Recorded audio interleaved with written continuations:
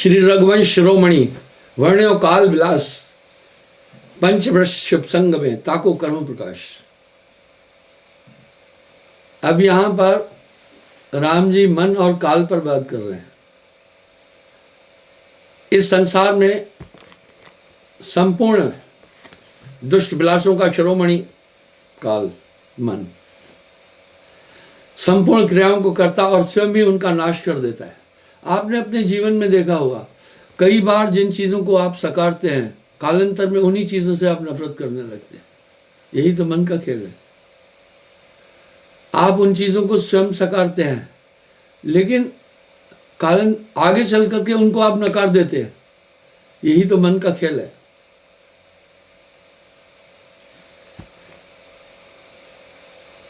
जिस मन का क्रिया सिवाय न कोई रूप दिखता है न रंग दिखता है। देखिए अभी यहाँ पर कितनी पते की बात राम जी अपने गुरु को कह रहे हैं कि मन का क्रियाओं के अलावा हमें कोई रूप नहीं दिखता है। ये क्रियाएं ही मन के रूप को इंगित करती हैं। बड़ी पते की बात कही जा रही है। क्रिया से ही मन का अस्तित्व मालूम होता है। तभी तो साहब बोले ना, तन ही मन है, इंद्रिया मन है।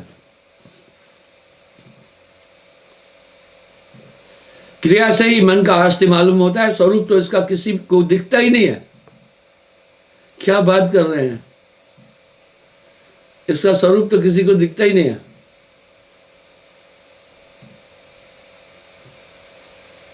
कर्म प्रतीत होता है और न कोई चेष्टा प्रतीत होती है। वही काल संपूर्ण जीवधारियों को नष्ट कर देता है, जैसे धूप बर्फ को नष्ट कर देती है।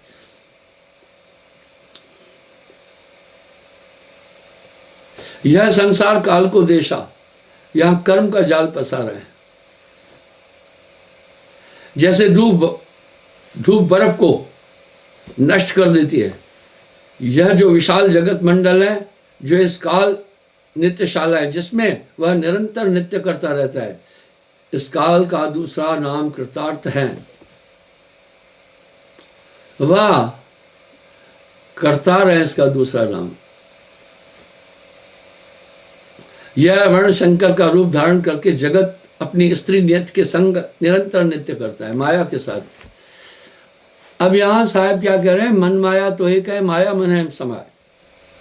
वाह, शेषनाग, चंद्रमा की कला और 3 प्रकार के गंगा जी के प्रभाव, यह सब काल के संसार रूपी वक्ष स्थल पर उपवीति और अव्वीति माम स्कंद के यज्ञोपवीत के सदृश है।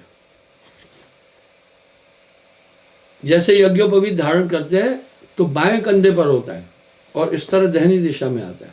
बोला ये काल और ये पूरी नियति, ये पूरा संसार इसी का है। यह संसार काल है राजा, यहां कर्म का जाल पसार है।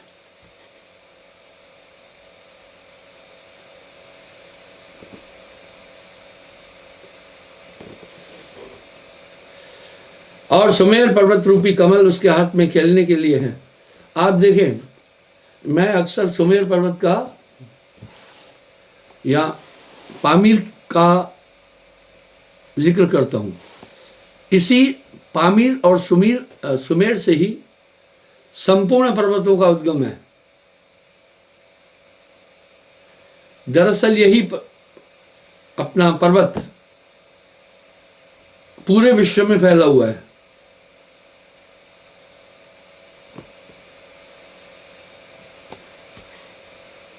तारागण इसके शरीर में चित्रबिंदु है।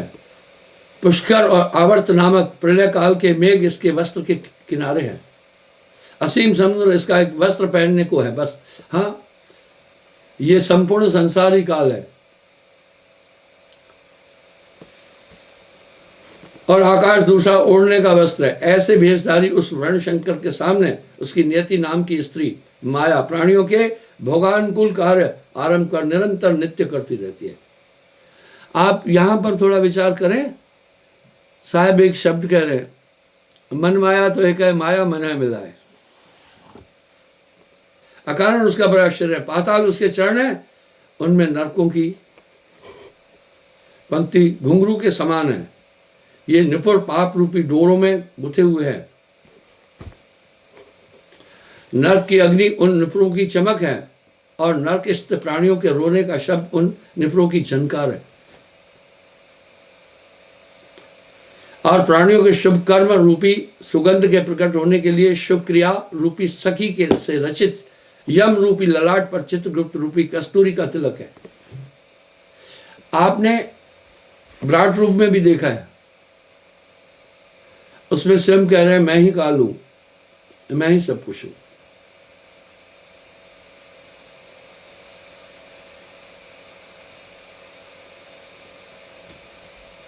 यही काल कामनी नित्य कल्पांत के समय अपने स्वामी के चेष्टा युक्त मुख भाव को जानकर अत्यंत चंचलता से नृत्य करती रहती है। उस समय पर्वतों के फूटने का जो भयंकर शब्द होता है वही नृत्य करने में उसके चरणों की ध्वनि प्रतीत होती है।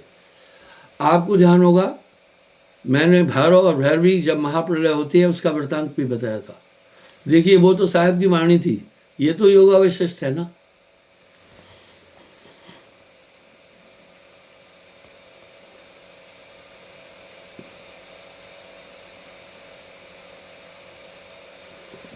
और सहस्त्र छिद्रों से युक्त शब्द करता हुआ इंद्र का शरीर रूपी कंकाल इसका भिक्षा कपाल है। सहस्त्र छिद्रों से युक्त इंद्र का शरीर, इसका मतलब है इंद्र के शरीर में 1000 छिद्र हैं। वही गौतम ऋषि का श्राप था कि तुमने भक्त के आनंद को प्राप्त करने के लिए, यूट्रस के आनंद को प्राप्त करने के लिए अधर्म किया, परस्त्री गमन के लिए आए, जाओ तुम्हारे शरीर में 1000 गर्भद्वार हो जाए। यही जिक्र राम जी भी कर रहे हैं।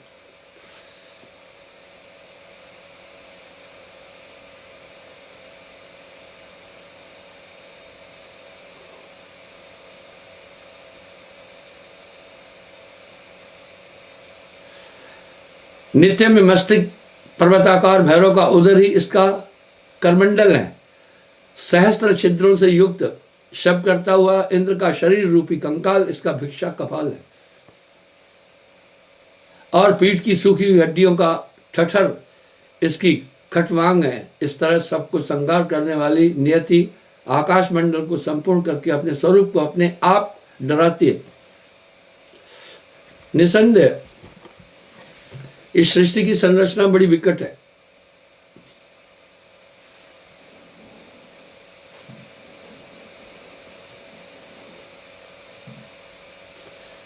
आगे क्या कह रहे हैं देखिए।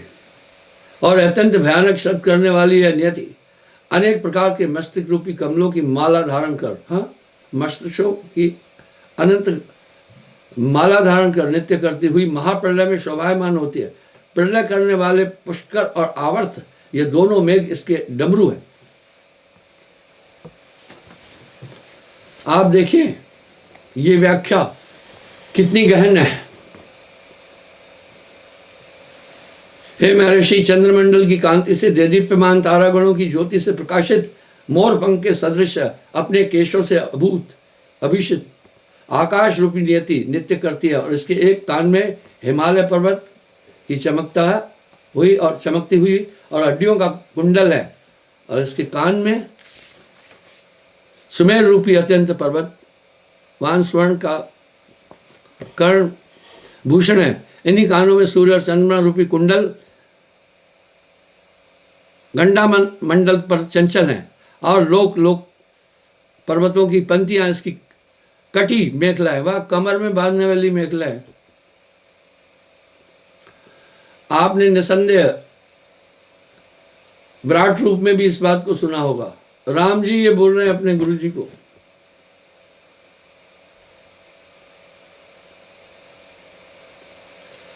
इस तरह कृतांत रूपी काल युगांतर में तांडव नृत्य को समाप्त कर विश्राम करता है। पीछे पर ब्रह्मादि को संग इस जगत को रच जरा मरण शोक दुख पराजय से विभूषित हो अपनी नाट्य लीला का विस्तार करते हैं। देखिए साहब कह रहे हैं फिर महाप्रलय में मैं आपको कल इसका साहब की वाणी में पूरा वृत्तांत बताऊंगा। कि जब महाप्रलय होती है, मैंने कहा था कि इस प्रकार से सभी ग्रह नक्षत्र जो है डावाडोल हो जाते हैं, फिर एक भैरव उत्पन्न होता है, वो पूरे ब्रह्मांड को अपने में निगल लेता है, और भैरवी भी, और अंत में नित्य करते करते भैरवी को वो अपने में समाहित कर देता है। ये साहब ने भी बोला है, और ये योगा वशिष्ठ में आ रहा है।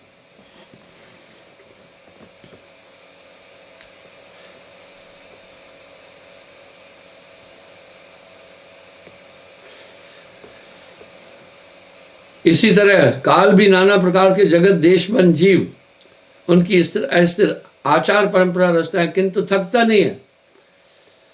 कोटिन प्रलय, अब यहां तो करोड़ों प्रलय का जिक्र कर रहे हैं साहब।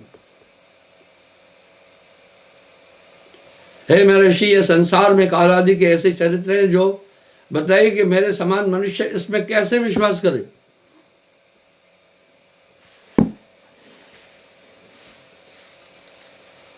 आप थोड़ा विचार कीजिए, राम जी का ये कथन कितना गहन है।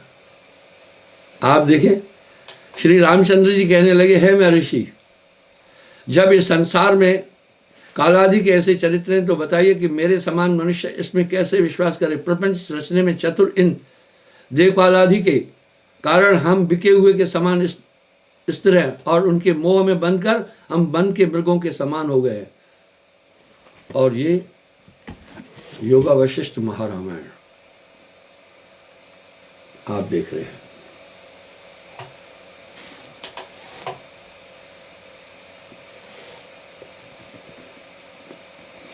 ये पुस्तक का रचयिता, ये आदि रामायण वाल्मीकि जी की रामायण की टीका की गई है। बंधुओं, आप सोचो, यह संसार काल है देशा, यहाँ कर्म का जाल पसारा है। चल हंसा सतलोक, छोड़ो ये संसारा, यह संसार काल है राजा, यहाँ कर्म का जाल पसारा है।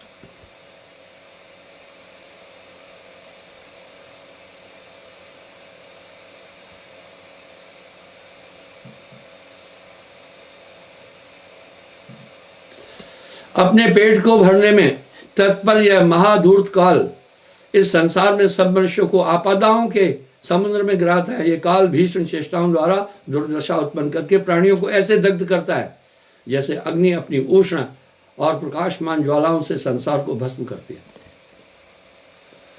भाइयों, ये संसार काल है राजा, यहाँ कर्म का जाल पसारा है। यही बात राम जी बोल रहे हैं अपने गुरु वशिष्ठ जी को।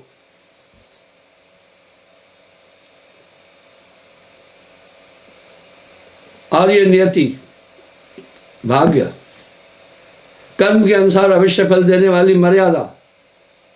मर्यादा रूप वृतांत कृतांत यम की प्यारी भार्या है। स्त्री होने के कारण स्वभाव से ही चपल और अपने कार्य में तत्पर यह नियति समाधि स्थित योगियों की दृढ़ता को नष्ट कर देती है। यहाँ साहब क्या कह रहे हैं? माया महा ठगनी हम जानी। निस्संदेह यहाँ पुष्टि हो रही है साहब की वाणी की कि सयाद के काबू में सब जीव बेचारे। यह संसार काल है राजा, यहाँ कर्म का जाल पसारा है। निसंदेह हम सब बंधे हुए हैं, बहुबंधन ते बांधिया एक बेचारा जीव। और साहब हर जगह कहा ये निर्दयी है, काल छोड़ता नहीं है, और माया बड़ी जटिल है। माया महा ठगनी में जानी, त्रिगुण फांस लिए कर डोले बोले मधुरवाणी।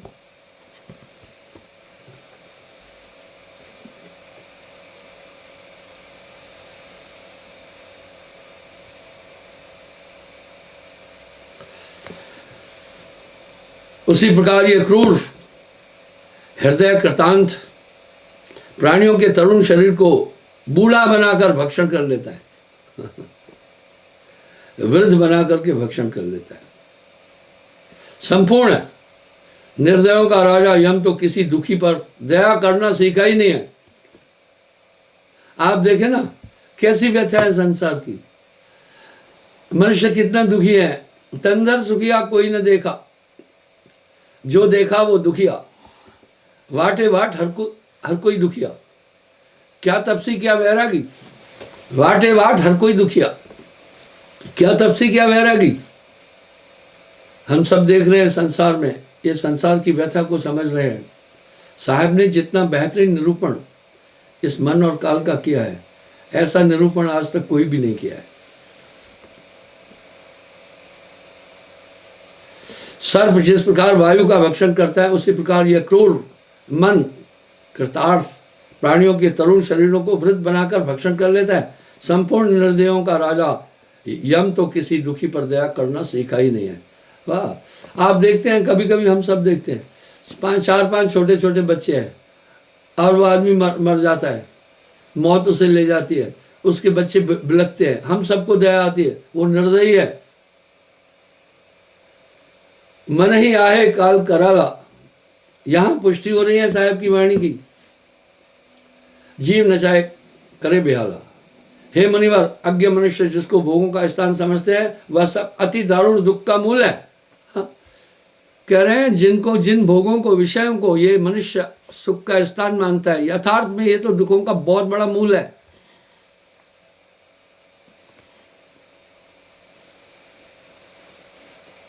आगे क्या बोल रहे हैं? चींटी से लेकर ब्रह्मा पर्यंत जितने प्राणी हैं, सब दुखों के रहने के स्थान है। यहां ब्रह्मा जी का भी उल्लेख कर रहे हैं राम जी। आयु अत्यंत चंचल है, मृत्यु अत्यंत निठुर, मृत्यु में डर नहीं। युवावस्था अचिरस्थायी, यानी ये स्थायी नहीं है। और बाल्यकाल अज्ञान से ही नष्ट है। कुछ लोग कह रहे हैं बच्चा मजा है। भैया, बचपन में जितना कष्ट है आप भूल गए। वो सोचता है कब बड़ा हो जाऊं। क्यों सोचता है ऐसा? वो अपने परिवार के बड़े गणों को देखता है तो उनमें नॉलेज है, वो चकित होकर सोचता है मैं बहुत मूर्ख हूं, उसे कुछ बोध नहीं है। इसलिए बाल्यावस्था तो मूर्खता की अवस्था है। ये संसार विषय की चिता से कलंकित है। जितने बंधु है सब संसार के बंधन है। हाँ, ये जितने बंधु है संसार के बंधन है। इसलिए नानक देव जी फरमा रहे हैं, धन दारा संपत्ति सकल, धन दारा संपत्ति सकल, जिन अपनी कर्मान, इनको अपना नहीं मानना। इनमें कुछ साचो नहीं, नानक साची मान।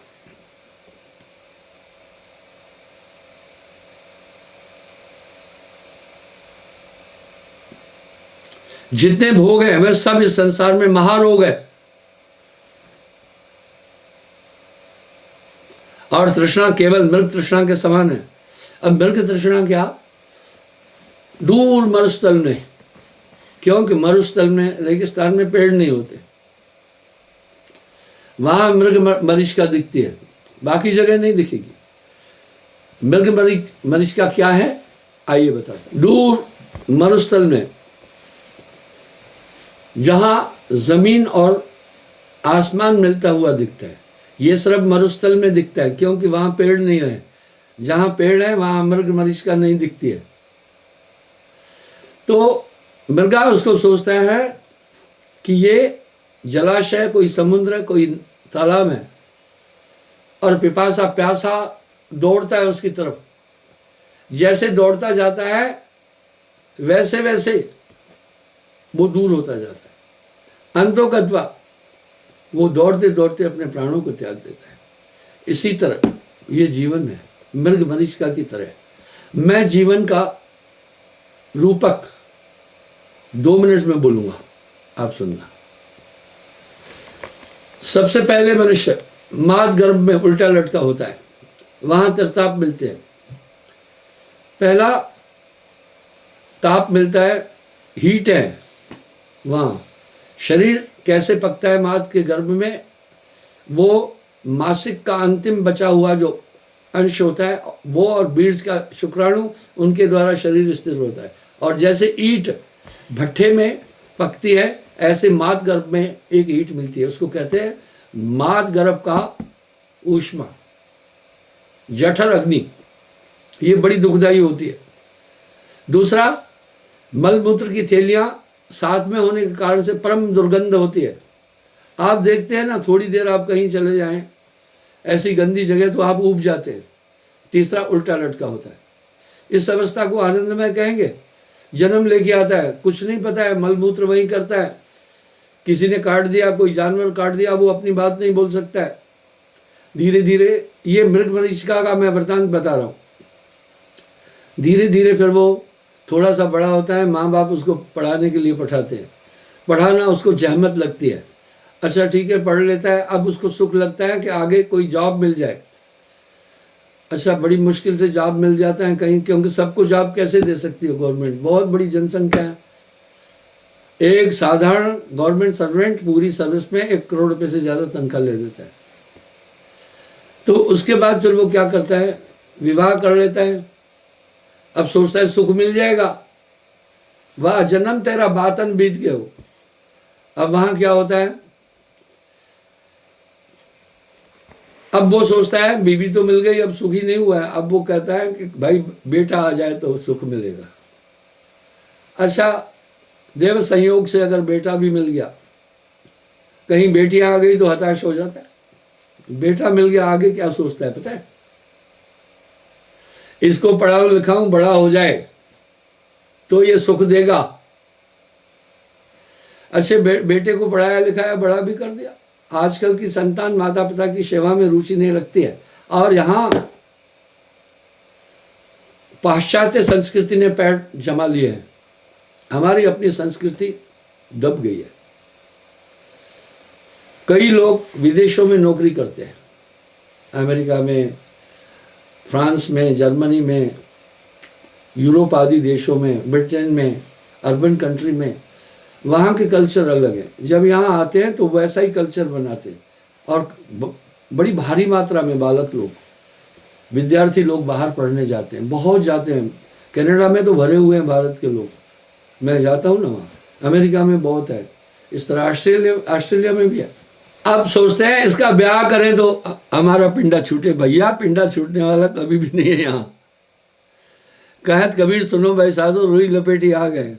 अच्छा, जब शादी भी हो गई, अब आ जाती है उसकी भार्या, वो कहती है नहीं रहना माँ बाप के साथ, यहाँ गुलामी है, हम अलग आज़ाद रहेंगे, फ्री स्टाइल लाइफ रहेंगे। अब वो माँ बाप लुटे के लुटे रह जाते हैं। मैंने उस दिन भी बताया था, आज पुनः उसको कह रहा हूँ। एक माता आई, अधेड़ अवस्था की थी, 50 साल की होगी, बड़ी शील थी, बड़ी दुखी थी। मुझे कहा गुरुदेव मेरी बहू मुझे घर में नहीं रहने देती है। बंदा मेरा नौकरी करता था, हमने बड़ी मुश्किल से ये घर बनाया, बच्चे को पढ़ाया, बच्चा बड़ा हो गया, शादी भी की। अब उसकी बीवी बड़ी जटिल है, कहती है तुम यहाँ नहीं रहोगी। कहाँ जाऊँ? कितना विदारित वृतांत है ये। मैं बोला क्या बेटा इसका प्रतिरोध नहीं करता है? बोला बस वो उसी के कहने पर चलता है। देखा, वासना के वशीभूत हुआ, उस माता को छोड़ दिया जिसने जन्म देकर बड़ा किया। हमारा कल्चर खत्म होता जा रहा है। अच्छा, तो अभी कहाँ सुख मिला? सुख मिला ही नहीं। आगे चलकर बुढ़ापा, जर्जर वृद्ध अवस्था आती है, उसमें क्या होता है?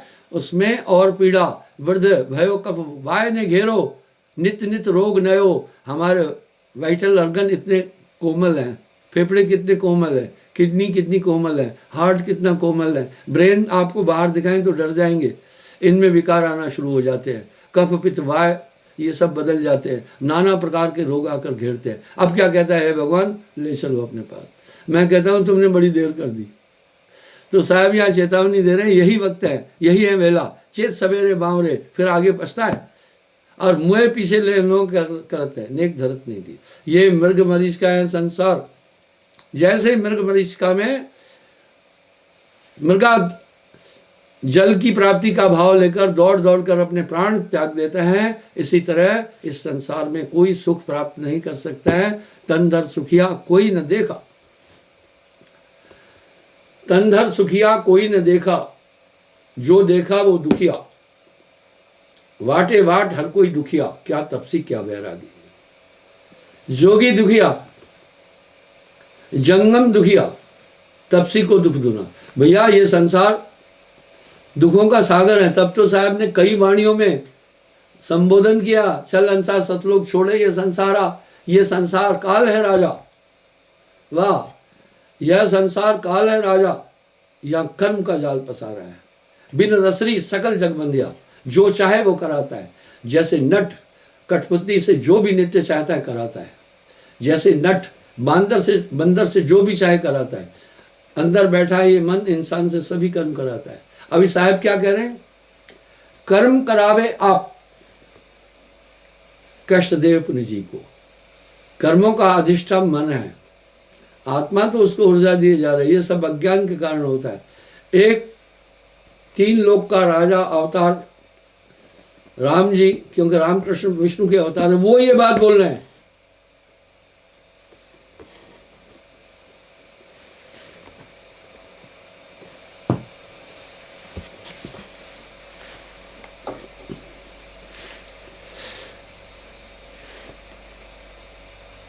आगे कह रहे बंधन है, जितने भोग हैं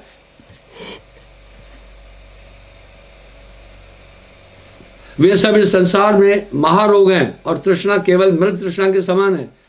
इंद्रिय परम शत्रु है, सत्य असत्य की तुल्य प्रतीत होती है। मन आत्मा का परम शत्रु है। बात खत्म हो गई। यहाँ बात खत्म हो गई। और यहाँ मान भाव क्या बोलते हैं? मन को प्रसन्न रखो। कुछ तो पंथ कहते हैं जो मन करे वो करना। अब साहब क्या करें? मन लोभी मन लालची, मन चंचल मन चोर, मन के मते न चल तू भाई, पलक पलक मन और। इसके बाद क्या बाकी रहा? मन आत्मा का परम शत्रु है। आत्मा मन की संगति के कारण अपने आप ही दुखी है, दुख देता है। अहंकार आत्मकलंक के कारण है। बुद्धि क्षीण हो गई है। क्रिया सब दुख ही देने वाले हैं और लीला विलास सब स्त्री के अधीन हो गई है। संपूर्ण वासनाएं विषय से शोभित होकर आत्मा का चमत्कार नष्ट हो गया है। स्त्रियां दोषों का पताका है और संपूर्ण अनुराग रस निरस हो गया है। वस्तु अवस्तु नहीं प्रतीत होती है। चित्त अहंकार में नियुक्त हो गया है और सब भाव पदार्थ नाशवर है। देखिए, चारों का जिक्र कर दिया, पांचों का। राम जी ने पांचों का जिक्र कर दिया।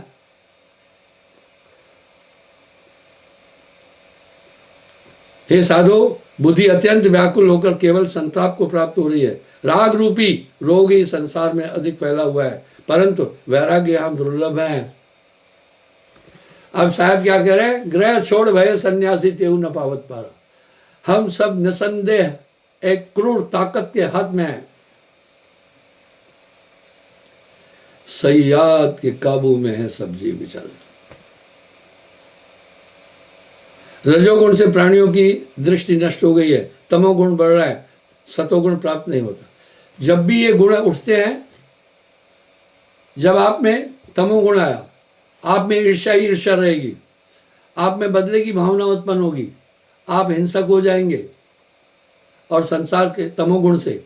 और रजोगुण उठेगा, माया प्रिय लगेगी, जगत के पदार्थ आकर्षित लगेंगे और इच्छा होगी भोगों की तरफ। हाँ, सतोगुण को मन उजागर नहीं होने देता।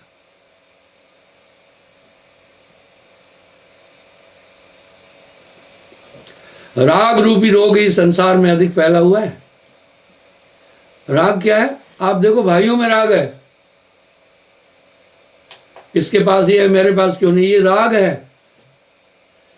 ये प्रबल अविद्या का परिवार, ये बड़ा प्रबल अविद्या का परिवार है।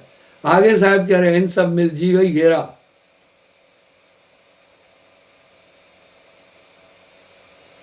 आगे देखिए कितना रोचक विषय। मैं एक पन्ना आधा यहां छोड़ के मेरी नजर पड़ी। देखिए क्या बोल रहे हैं।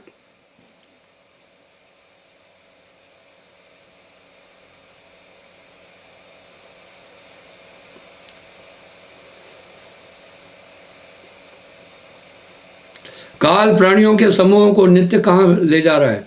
महाप्रलय में की दिशा अदृश्य हो जाती है। देशों के नाम बदल जाते हैं, पर्वत भी नष्ट हो जाते हैं। फिर हम शरीर के मनुष्यों का क्या विश्वास? काल जब सत्य स्वरूप ईश्वर को ग्रास लेता है, भवनों को भी भक्षण कर लेता है और यह पृथ्वी भी नष्ट हो जाती है, फिर हमारे सदृश मनुष्यों का क्या विश्वास? देखिए क्या बोल रहे हैं। और ये वेदों में भी है। कह रहे हैं काल जब सत्य स्वरूप ईश्वर को ग्रास लेता है,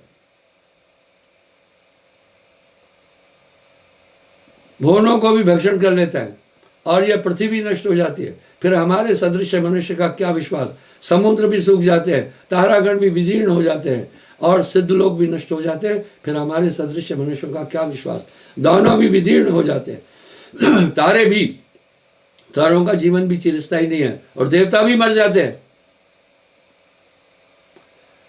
भाई अगर ये बात कोई महात्मा कहेगा तो लोग विद्रोह करते हैं, इसलिए तो मैं आपके सामने योगा वशिष्ठ को गवाही के तौर पर रख रहा हूं। तहां नहीं प्रलय की छाया, चल अंसार सतलोक छोड़े ये संसार।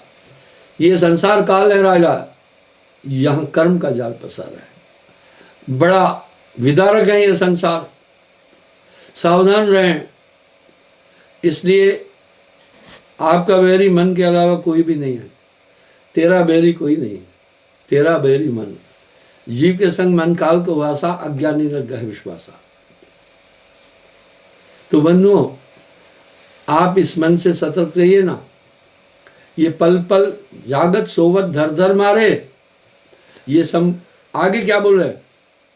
इंद्र पर भी आक्रमण होता है, यम भी शांत हो जाते हैं और वायु की अवायु हो जाती है, फिर हमारे सदृश मनुष्य का क्या विश्वास। चंद्रमा भी शून्य हो जाता है, सूर्य के भी खंड खंड हो जाते हैं और अग्नि भी शांत हो जाती है, फिर हमारे सदृश प्राणियों का क्या विश्वास है। ब्रह्मा की भी समाप्ति हो जाती है।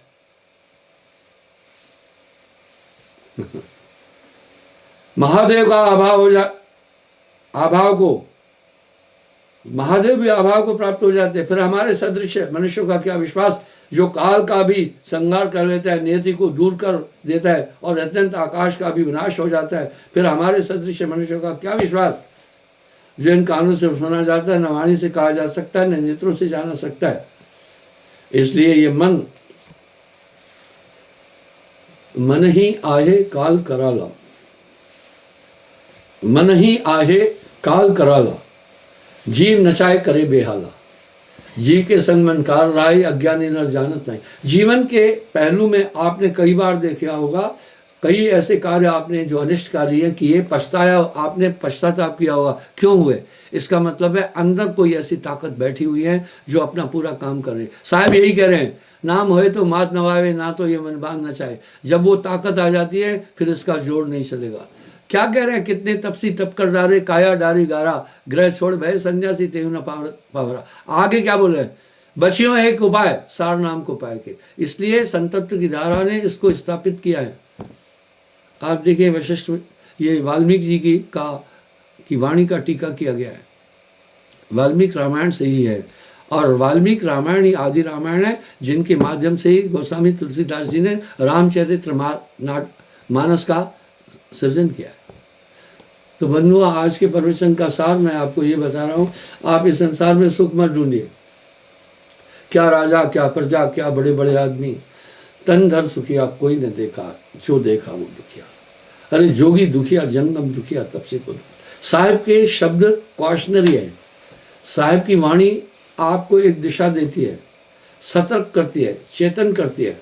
ये सब साधन से ना। गोस्वामी जी भी तो कह रहे हैं ना रामायण में, तुम्हारी कृपा पाए कोई कोई।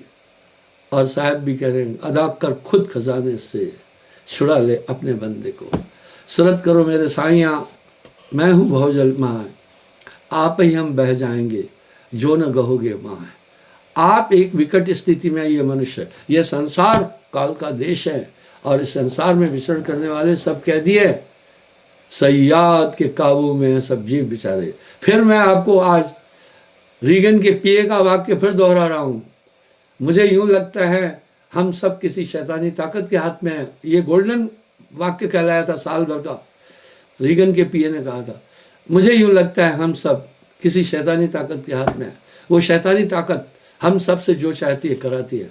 उस शैतानी ताकत में इतनी ताकत है कि हम सब धरती पर रहने वाले लोगों का दिमाग एक ही टाइम में, एक ही समय किसी भी तरफ डाइवर्ट कर सकती है। और मुझे यूँ लगता है ये शैतानी ताकत हम सबको विनाश की तरफ ले जा रही है। राम जी ने क्या कहा, उसमें काल में दया ही नहीं है। ये संसार सबको भक्षण कर लेता है, देखिए ना। तो बंधुओं, चेत सवेरे वावरे। इसलिए एक नाम की ताकत जब आती है तो ये सब असुर इस शरीर में जो निवास कर रहे हैं, देखिए साहब के शब्द कैसे सार्थक है। कायागढ़ खोज मेरे भाई, तेरी काल अवध तर जाई, काम क्रोध मद लोभ सब मिले इस देही में, काया में करे ठकुराई, इनकी हुकूमत चले। 5 सखी पीऊं पीऊं करत है, भोजन चाहत न्याय। क्यों कर रहा है मनुष्य पाप? आत्मा का पाप से क्या लेना? ये इंद्रियों के कारण से, मन के कारण से। तेरा बेरी कोई नहीं, तेरा बेरी मन। क्षमा चाहता हूँ, समय हो रहा है, कल पुनः मैं हाजिर हो जाऊंगा साहब।